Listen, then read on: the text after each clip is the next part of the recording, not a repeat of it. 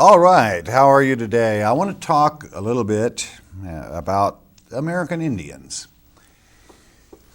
It is almost an insult in American history when we say Columbus discovered America in 1492, because it is obvious that the American Indian was already here. No one argues with that. And to say that they had not crossed from the so-called cradle of civilization is an insult to them. Or if I were an Indian, I would be insulted if I were treated as though I didn't exist. And therefore, the American Indian is very important in studying the migrations. I'm quite happy that a friend of mine and of yours, Dr. Joseph Mahan, from the University of Georgia, from Columbus, Georgia, the ISEC committee, which we work with and around, has written a book called The Sun Kings, which has a great deal to do with those people, how they crossed, and how they came to be here. And I think between it and another book he has written, The Secret, that we're beginning to find some really solid foundations.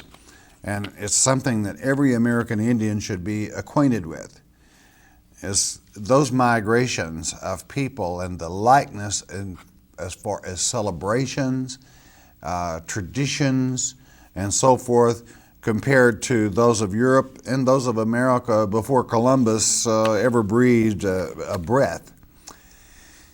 And the reason I'm saying this is I wanted you to know and understand why that many times in our travels through documentaries, we will visit an Indian settlement. Within these Indian settlements, we have found the Bat Creek Stone, which was translated from the Hebrew by yours truly. As far as I know, the only translation that is really accurate, because I don't know of any other Masoretic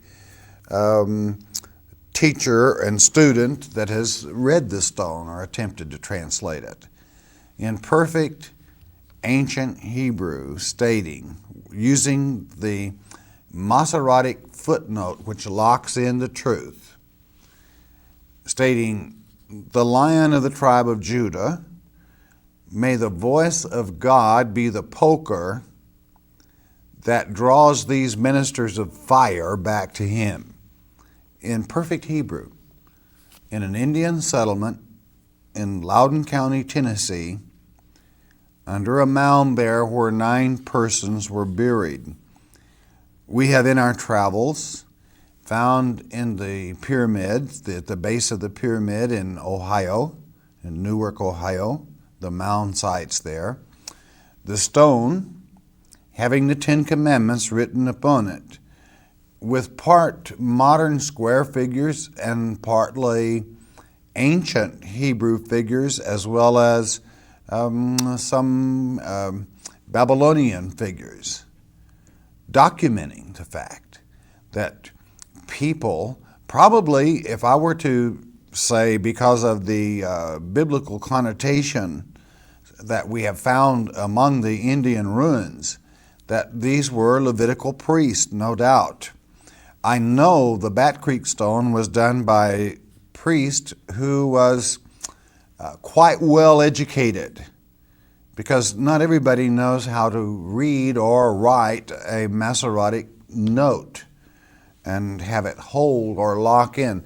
Masara is a Hebrew word that means to pass something from the mind of one generation to another without it losing the value or meaning. So we have the migrations of the Indians, we have the Indian history, so I make no apology, certainly as a Bible teacher, for doing documentaries on Indian ruins, because all God's children are God's children. And the migrations of the people, inasmuch as our Father said He would scatter the people, certainly to even dream or think that Columbus discovered America is a fallacy within itself. For man discovered America long before the time of Columbus, and many different men. We have the the Scandinavians that we have in Minnesota, the stone there in Alexandria that is called the Keystone. What a beautiful stone that was. And naturally, as always, being able to document that it was a reality. And there was a clash between those Scandinavians and the red men, Indians, who were already here at that time, American Indians. So where did these people come from?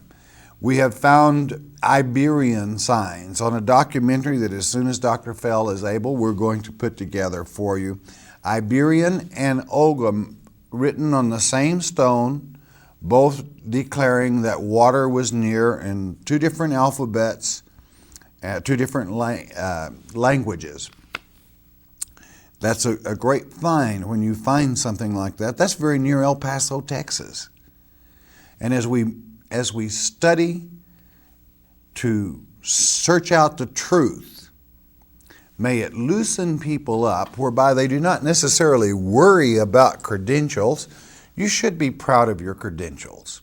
But at the same time, it does not hurt to discuss things. That's why that I like to make this platform available to those that are the caretakers and the keepers of our rich heritage. I'm speaking of national parks. I'm speaking of museums. I'm speaking of farmers and ranchers who find these signs on their property. And we go to such pains where they're unprotected to keep their location a secret from those that might destroy or pollute that is ancient and that is our heritage. But again, I find great pleasure in documenting some of the ancient villages, and that's what we're going to do in this documentary, is document a very ancient Indian village just out of Tucson, Arizona, in the Catalina Mountains, there near Tucson, and is a state park that I think is really underestimated. It is well maintained. You will find a very efficient and friendly crew that have the care of the Catalina State Park of Arizona, and very helpful. And it is a park that I find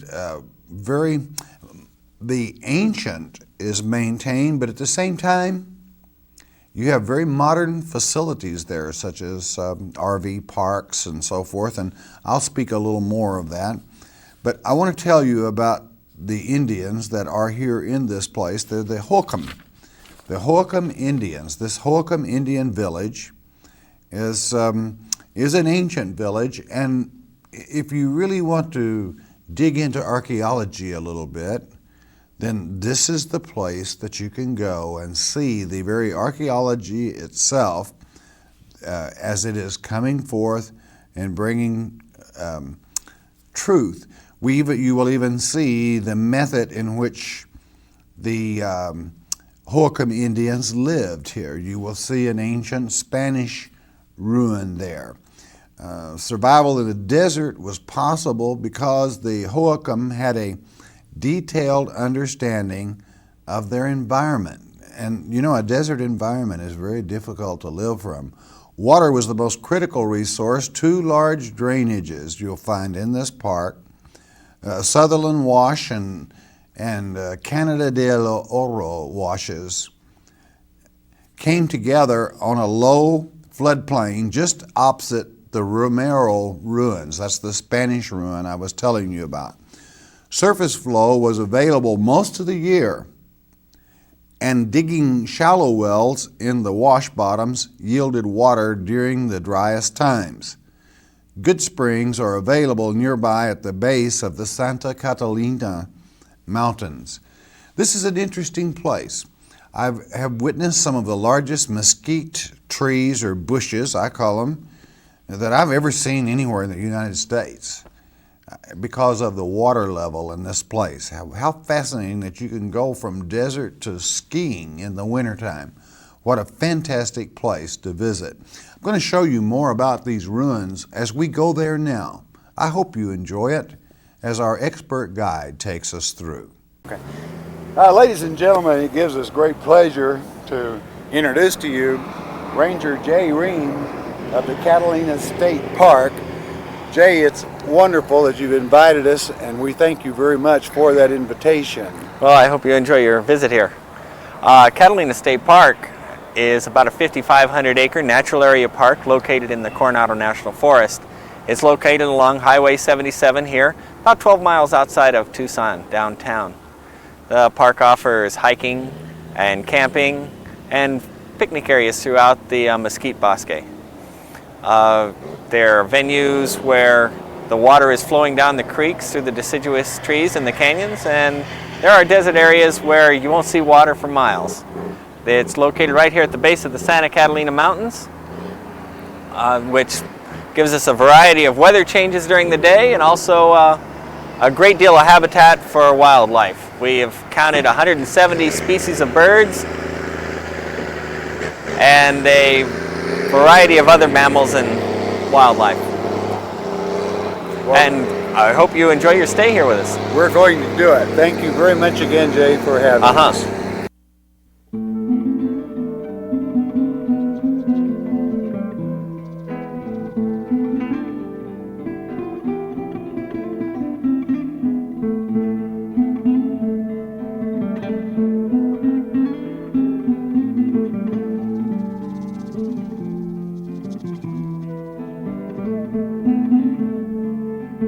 Background, if you will, on this trail.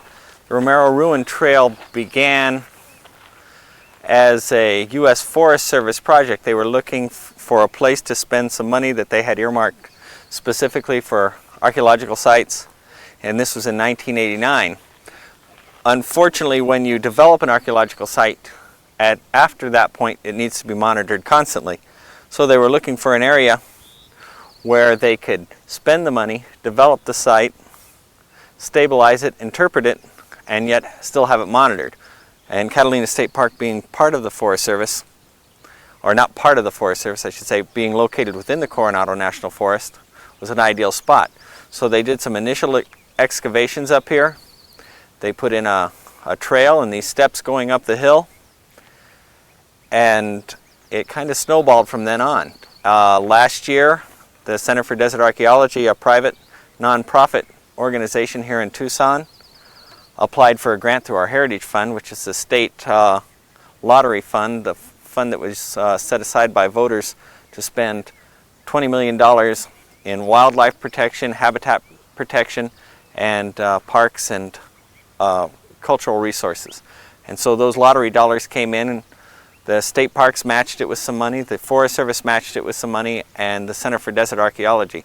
So it was federal, state, and private. So it's a unique tripartite type of operation, which is very unusual for the three to work together so well. So that's how the trail was developed, and as you'll see as we go along the trail, that a lot of interesting things have been done. It is a subtle site. If you were to walk up there without the interpretive signs, there's a good chance that you would miss a lot of the features that are noted by the signs. And the signs were purchased also part of that group venture, and they're nice signs. They sure are.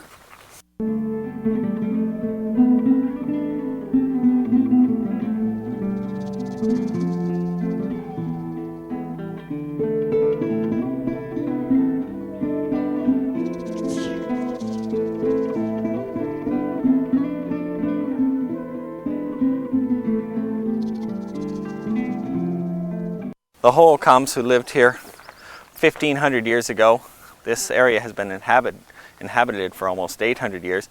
It is protected now forever, basically, as part of Catalina State Park and part of the Coronado National Forest. The Hohokam people chose their site well in the very close proximity to water most of the year down here in the Cañada del Oro and Sutherland Wash, and a view that would fetch millions of dollars per acre right now as a foothills building area. So many of the foothills homes on the other slopes of this same mountain, the building lots go for a great deal of money, and so the Hohokams knew what they were doing when they were buying real estate. That was also lived here most recently by Francisco and Victoriana Romero. The couple lived here, they believe, in about the 1850s, as best we can tell.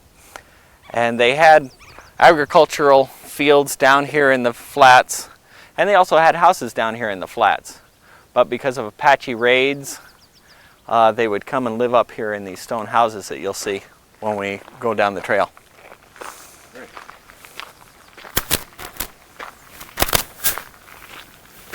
Because it's an archaeological site, the trail is shielded. I see. The trail is all built up 6 inches above the grade. We're walking on decomposed granite. We didn't want to dig down like a normal trail and build a trail because we might disturb some archaeological finds or evidence down here that would be valuable later on.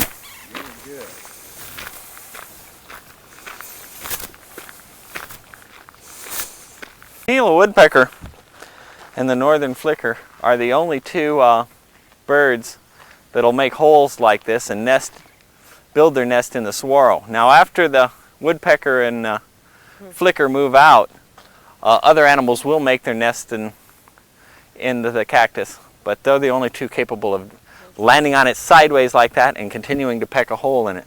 Often after the cactus has died and dried up, all that's really left are the ribs and the scars from where these holes were made, and they're called saguaro boots. A lot of people decorate with them, but they are the homes of the Gila woodpecker. Like the birds and the animals that live around here now, the Hohokams were agriculturalists. They grew a lot of their own food, but in many ways you're standing in the middle of a grocery store.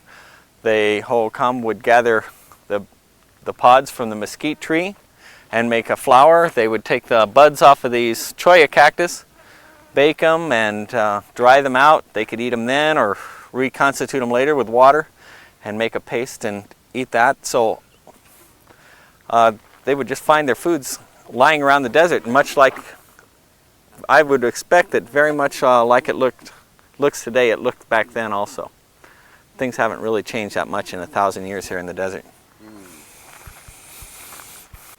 It's believed by the archaeologists who have excavated this area that the Hohokams lived here around AD 1150.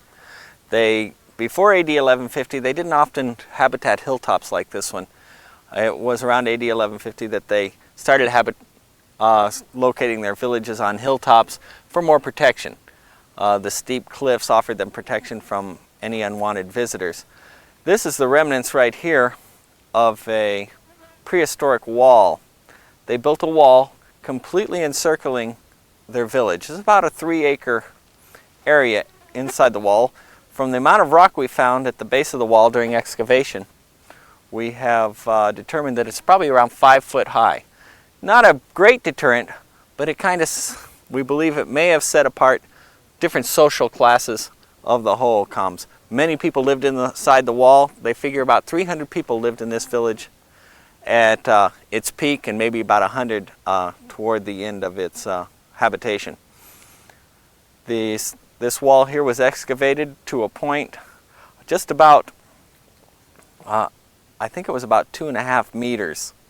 And they went down to what they call sterile soil. It is soil that shows no evidence of prehistoric habitation. So this, I don't know if this would be similar to today, but the wall is also located on a trash mound. So we're wondering if maybe the Hohokam didn't bring their trash and the things they used to live and dump it over the side of the wall, because as we were digging here, we picked up a lot of pieces and scrap and things that would be trash to the Hohokam. And so maybe they just dumped it over the back wall. This particular wall has been stabilized. We used a mud mixture to put in between the rocks. It was stabilized in such a way that that mud won't wash out, and the rocks will remain there as evidence of this wall. And you can actually look down here and see how the wall went around, and then look down this side and see the wall following around the other direction. And you'll cross over the wall. So now we're entering into the village, or a plaza, if you will, that the Hohokams built 1,500 years ago. What we're standing in right here is Francisco and Victoriana Romero's home. This is probably the youngest feature of the site that we're in. This is historic, not prehistoric.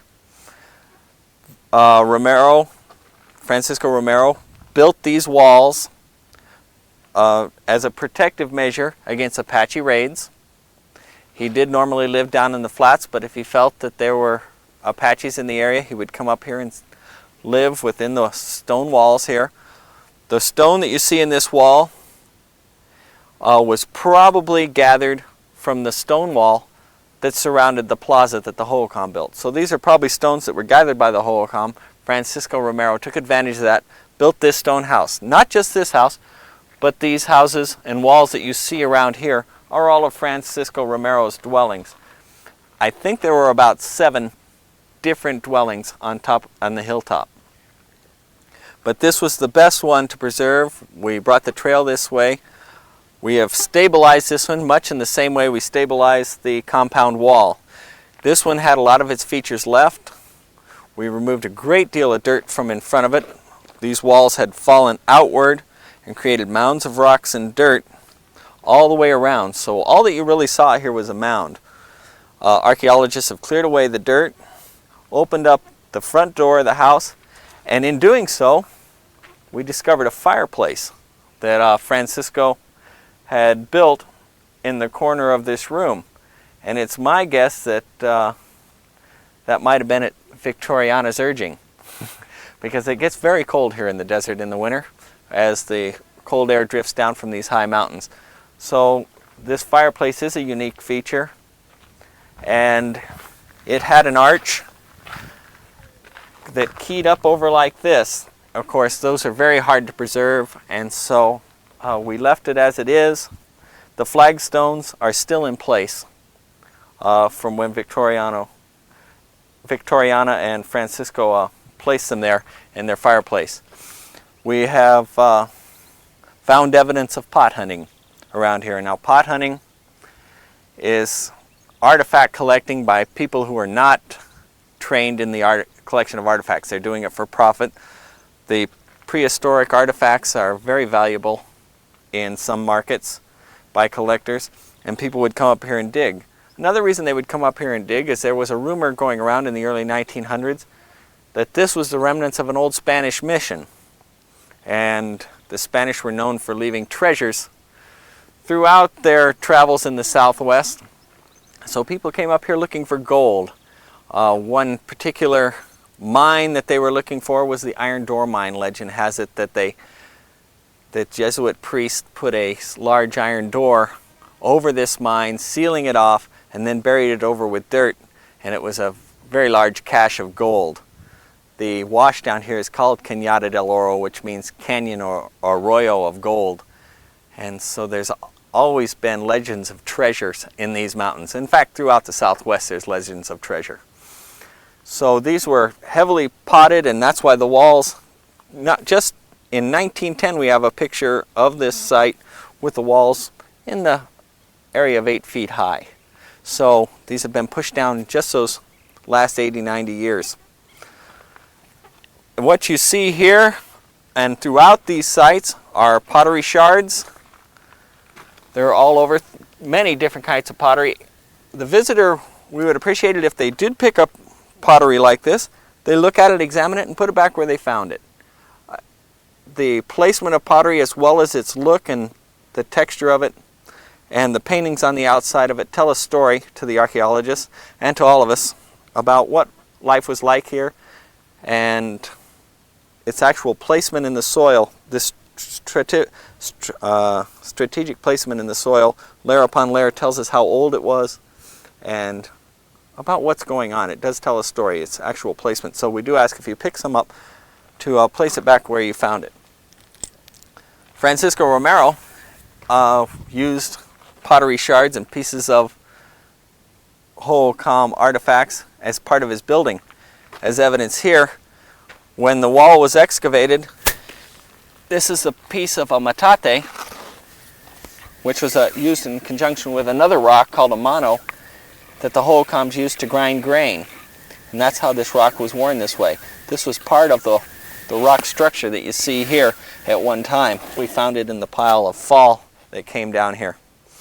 So Francisco Romero didn't care much for artifacts unless they were good for building. In fact, when these rocks are mostly rounded, he would shim up the rocks to make them level on the top with pieces of pottery. And he has used some of the Hohokam pottery here to decorate his fireplace. The pottery around here, everything is part of the thing. These are lithics. These rocks don't break like this normally. Around here you find rocks that are rounded, rocks that have flowed down the washes. If you find square and broken rocks like this, they have been worked in some way. So this, like this metate over here, is 1,000 years old. A 1,000-year-old food processor, if you will. Many people have a food processor in their house, but if you can imagine if you brought a sack lunch today and how easy it was to make that bologna sandwich, if you had to go out, gather the beans off the mesquite tree, grind it into flour on the metate with a mano, make it into a little tortilla-like bread, and then go out and shoot yourself a bunny, make yourself some lunch meat, and pack that in a paper sack. I tell all the school kids that come out here, you guys got it pretty good, because the Hohokam children would have a lot to do just to take a sack lunch for a field trip. This is another room of Francisco Romero's house. Very much what we had when we dealt with this particular dwelling over here, the largest dwelling, looked much like this. Mounds of dirt and piles of rock like this. When we cleared the rock away, we discovered the remnants of the lower walls, and that's where we built from. We didn't really build. We just stabilized, as you will. The rocks were there. We just kind of put a little bit of mortar in between, mud mortar in between the rocks, so they'll be there 100 years from now as well. Otherwise, if you were to walk up on something like this, you would think that a farmer had just cleared his field of rocks and made a pile. This is a subtle site, and it needs interpretation for most people to see and understand what went on here. Still another nice view, too.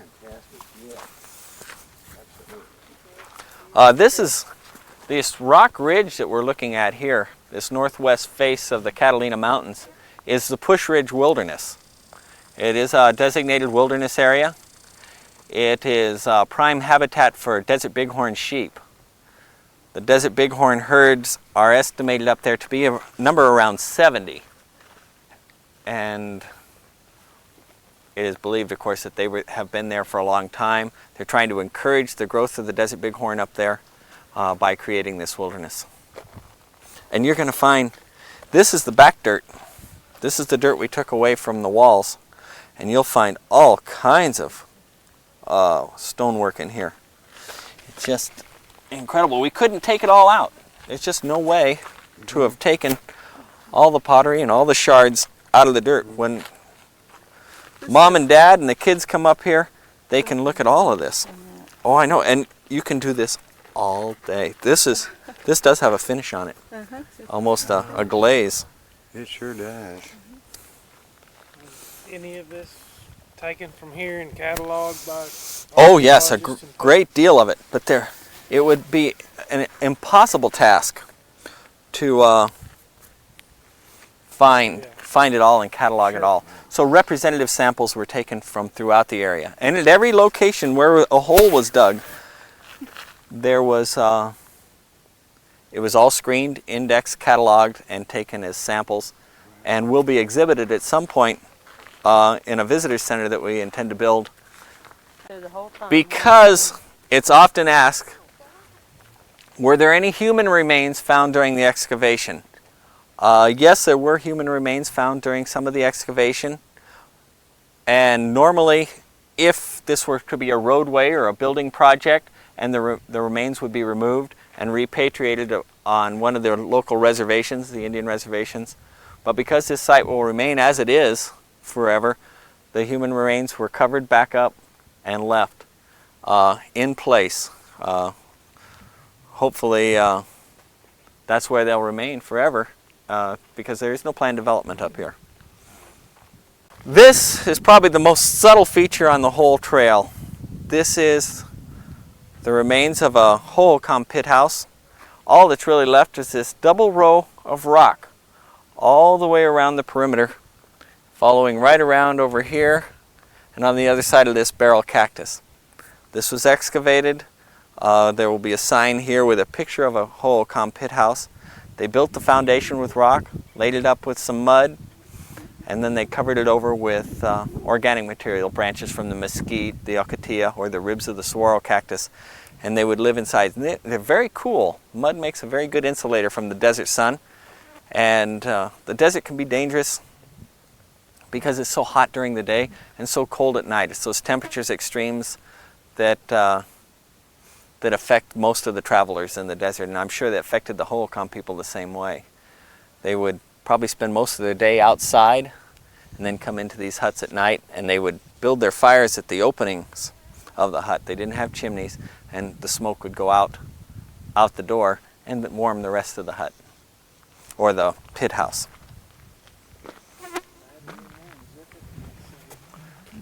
No real features were discovered during the excavation here. This was heavily pot hunted. We found pits and mounds throughout this little site that indicated that people had dug holes and tried to find artifacts. So we didn't expect to find too much, and that's exactly what we found. We have walked the entire width of the plaza. We're going to cross over the wall. This is the compound wall again on the back side. The construction here is very different from the construction out front, which leads you to believe that there was a couple of different construction supervisors on the job. This guy laid the stones in parallel lines and then used keystones to traverse the tops of the two stones, and then filled in the middle with smaller stones. The other guy laid the stones much like we lay bricks today. This guy used these traversing stones to stabilize the base of the rock. I've never saw them built like that.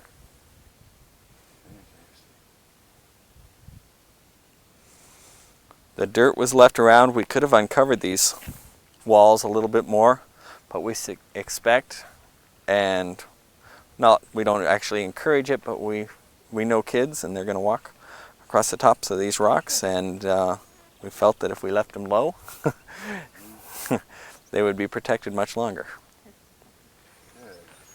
Well, again, was cleared, so you can see that the wall extended down through there and then met up through there. Why they built a wall, I don't know. Protection. It was only 5 feet high. Unless the people who they were afraid of were, maybe it was snakes. So we're actually crossing over the wall. The mound right here as we're standing on it is the wall. It goes back out in this direction.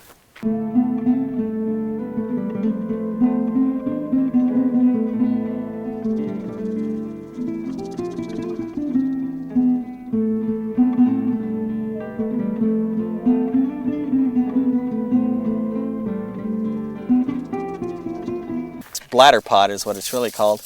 Boy, it's got But it's got that sound, doesn't it? It sure does.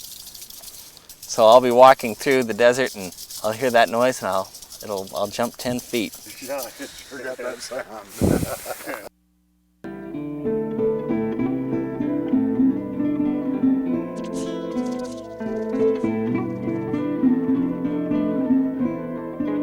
It's 1,000 years of trash piled up right here. This is really where we discover the most there is to know about the people that lived here by looking at their trash. We know what they ate, we know what they used to prepare it, and we found organic materials here, the bones of many bunnies, and the layers by which the trash is found in also tells a story. Was it a good year for bunnies? Was it a good year for agriculture? Was it a bad year for pottery? Everything was piled up here. You'll notice it's not inside the compound wall, it's outside the wall. And it's trash mounds like these that are very often excavated again by pot hunters and people who looking for artifacts and things, you'll find points in here which are arrowheads and pottery shards, sometimes large pieces of broken pottery, and of course bones, broken jewelry, any number of things like you would throw away, you would find here. And it's also interpreted in this sign. From up here you can see the fire that we had last June. It started right down in this little valley. See the darker parts? Yes. Burned straight up on the other side. See all the dark brown going up the side of that hill? There's less green, and all the way up toward the top of the Boy, mountain. it started for a while, didn't it? By that I mean it shows up. You bet. You know, This- it kind of makes you wonder. They talk about how much trash we have today. Yeah. Well, look how high we are. It's spread out all over this area. I mean, this is an unnatural high point. This, where we are standing now, this canyon that goes up between the two, looks like two different mountain ranges. This is Romero Canyon. Up in there you'll find 15-foot waterfalls, 20-foot waterfalls, large pools 15, 20 feet deep that you can swim in. The water's icy cold. It's snowmelt from the mountains over here. After you get done hiking here, you could take another little hike up and jump in a cool mountain pool. You can actually go from scrubby, grassy mesquite desert down here at the base of our hills all the way up into pine forest, passing through during that time oak and deciduous forest, even up to aspens at the top of the mountain. So you go from 2,700 feet at our ranger station to the top of the mountain, which is 9,000 feet above sea level. So you could play in the desert and swim all day and go snow skiing in the next day if you want. Wow, fantastic. So the United States' southernmost ski area up there. Oh, that's very young.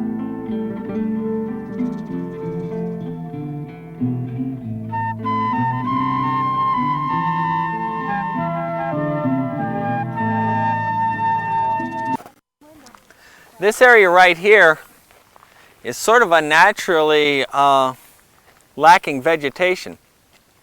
It is believed by the archaeologists that this field here, or this lack of trees, was probably another pithouse village, maybe from AD 500 to 1150. It was outside the compound wall. They don't believe the compound wall was built till AD 1150, so this was an early pithouse village here, and it's probably not much different now than it was then because of the clearing of the trees and the brush away from here.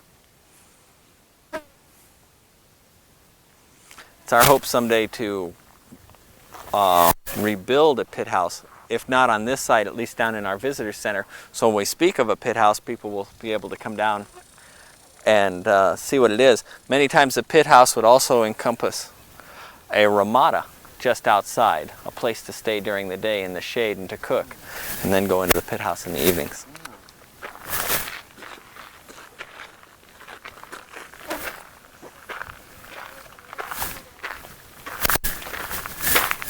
Swing. Going to be a good year. There is a bedrock mortar here. Very small grinding depression in this rock. Oh, a mortar right on top of it. You can almost picture a Hohokam woman sitting on the rock, or getting comfortable around this rock and maybe working some sort of herb or a medicine that might be ground in such a small little hole like this. Maybe using an instrument much like this rock right here to grind it into a fine powder. Maybe just, like I say, maybe just an herb or maybe some sort of medicine that they might have used. Because the hole was so small, it couldn't really create a great quantity of food. So that would be my suspicion that this was used for. And they would take advantage of rocks like this. No one could walk off with it, that's for sure.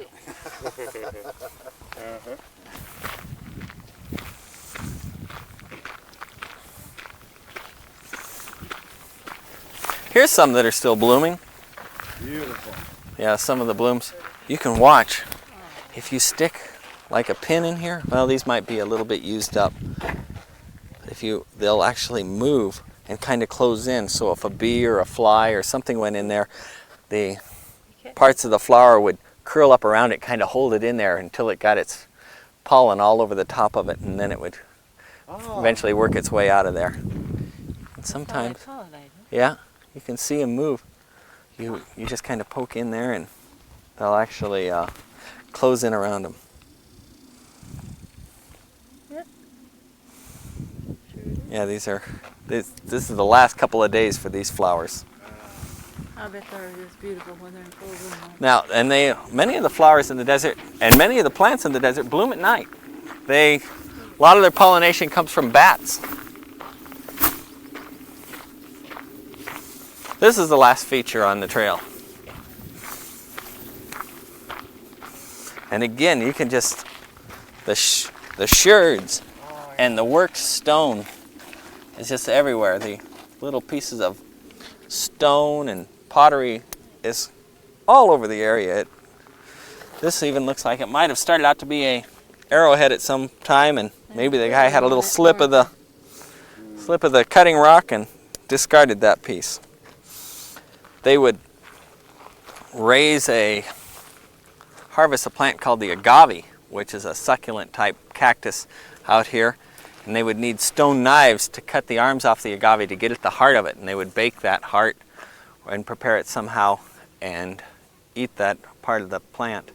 But it's a very tough material, so they would have to make very sharp stone tools to cut into these agave. And none of it was wasted. The agave, the points of the agave are like a needle, and it's a very fibrous plant, and they would just leave the threads attached to that needle, and they would have an automatic sewing needle for sewing. Is that plant still around here? Yes.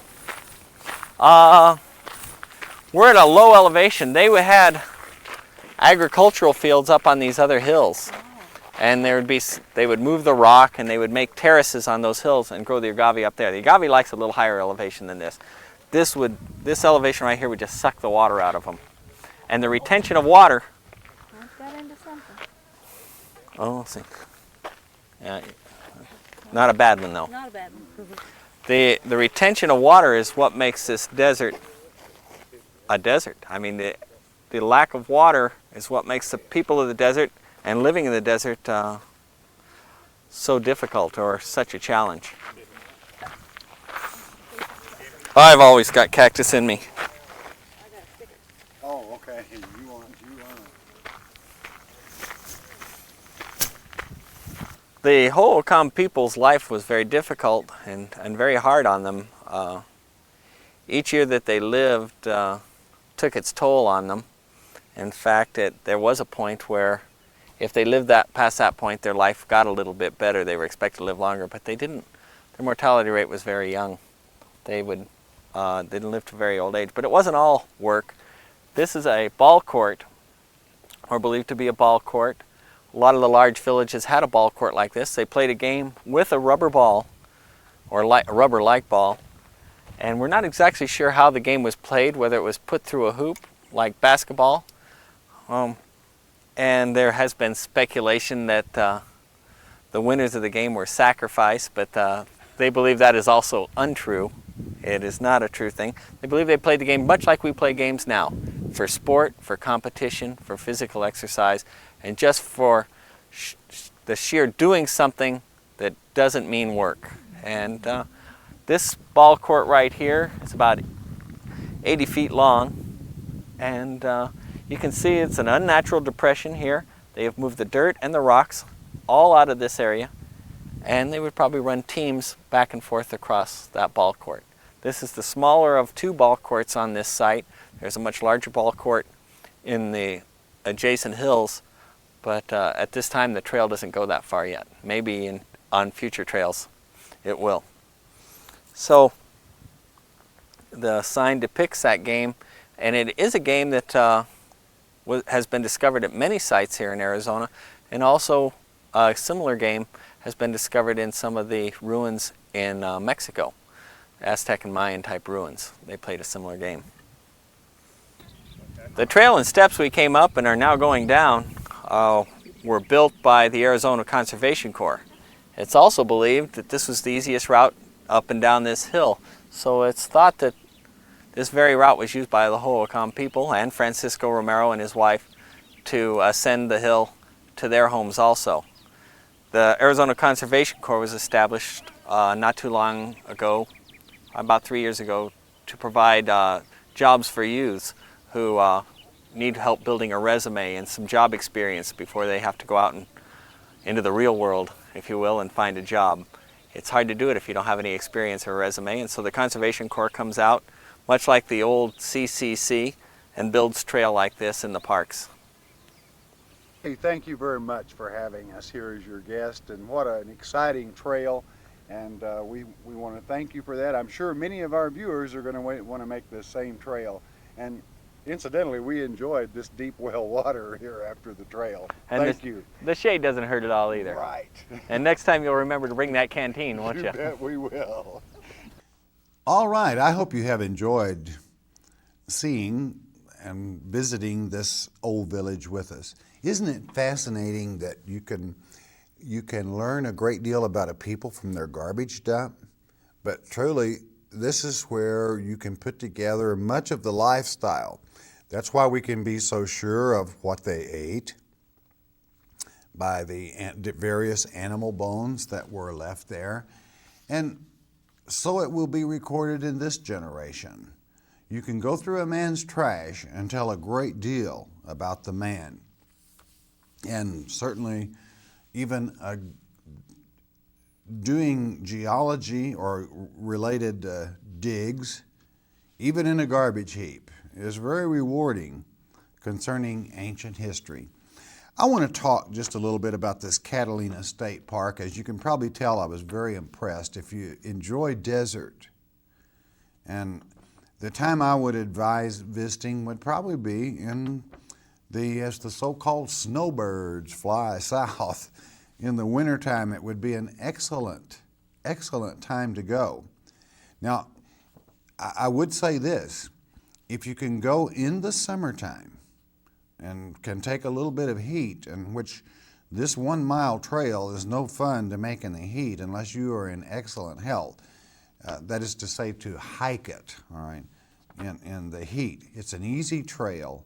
It's well maintained, and senior citizens will have no problem on this trail. If I remember right, there's only one climb, and it would be the equivalent of probably climbing with steps. The steps are arranged. I'm going to say a 3 or 4 story building, and you can take your own time, set your own pace, and you would have no problem with it. But this facility, and one of the reasons I'm impressed with it, I want to take you, if I may, to a small map of this Catalina State Park, and you will see it on your monitor there. And I want to talk about it and describe it a little bit from that map, okay? Here, near the top of this picture, you have, believe it or not, something that, as far as I know, is the only time I've seen an equestrian center. In other words, there are corrals, there are places you can offload your horses into corrals and hay them. There are stalls, there are, again, corrals. These are metal corrals, well taken care of, clean, and very clean, I might add as well. You can pull your horse trailers and everything, and there's ample parking here for someone that enjoys that sort of thing, and bridle trails that are just endless, and certainly not only covering the park that most people are. There's RV centers. There are campgrounds that you can park trailers, RV vehicles. There's a ranger station naturally as you enter the park. And there are adequate restrooms and camping sites throughout the park. And how rewarding it is to go up to the trailhead, to visit the city, that ancient city, and the Romero family's dwellings and so forth, and to see how things were in this great valley. Those mesquite trees, hey, they're not mesquite bushes, as we would say in West Texas. They're trees. I've never seen mesquite grow to that height. I love this place because there was good protection that anyone can go there. It's a very safe camp. It appeared to me that I would not be afraid to recommend for anyone, and there is a ranger on duty. And to spend a day there or to even camp overnight, well, how exciting. And to be able to see some of our American history at such a close, almost hands-on, we'll say, for you is something that if you travel by Tucson, if you get in that direction, don't pass up the Catalina State Park. Arizona, I must say, we've done documentaries from one or two of the state parks, and they're very capable, courteous, and polite. And certainly this in itself makes it almost a pleasure in visiting one of these parks. But to see the American Indian history that is related here. And of course, as you know, you're only a few miles from places that we have even found ancient artifacts from the Hebrews, ancient writings and so forth. These people were all citizens of this world as they migrated. But certainly, I hope you've enjoyed.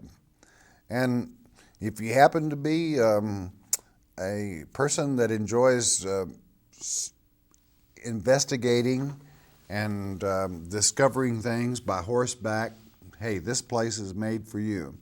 But don't let that pull anyone else off. That certainly, it is a wonderful place. They have their own well there and good, delicious water. You'll find taps in 2 or 3 different places within the park. But I would always advise you, if you are not familiar with the desert and you happen to go in the heat of the year, never go without a canteen.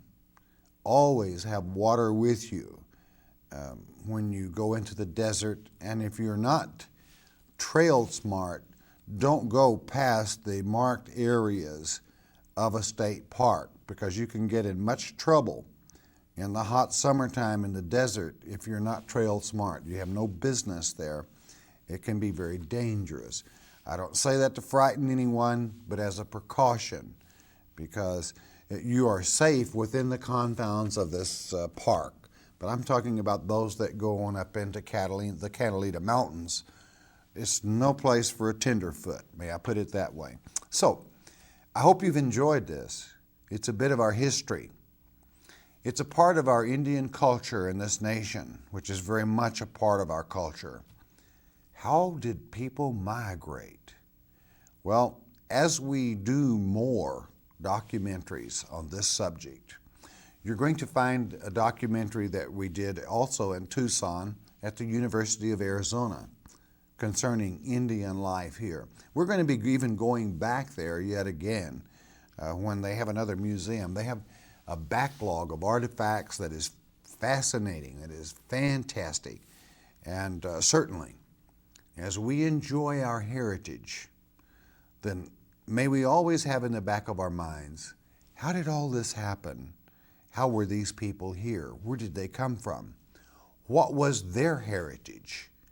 Because as we grow in knowledge, I'm going to work in some of Dr. Mahan's research on the likeness of customs, celebrations, and this sort of thing from Europe, even to that of the customs of, yes, the American Indian. It is too bad that, and as being a Westerner myself and having grown up in the times of Western movies where we had played cowboys and Indians, and certainly I don't regret any of that, but perhaps we have the wrong impression that they were called savages, but they were very intelligent they lived in a place that many people could not live because they were smart, desert smart, mountain smart. They knew how to survive. They knew a great deal more than that, because the American Indian, in certain of their celebrations, and certainly I would never break confidence, use almost the sacred name, which is no accident. It's because of the migrations of people. We weave a fine web as we take our history and our heritage, and from the cradle of the world, God scattered all his children. I hope you've enjoyed this as much as we enjoyed doing it for you, being there. And don't miss the next documentary from the University of Arizona in conjunction with this. I know you'll enjoy it very much. So, God bless Tucson, and you were there.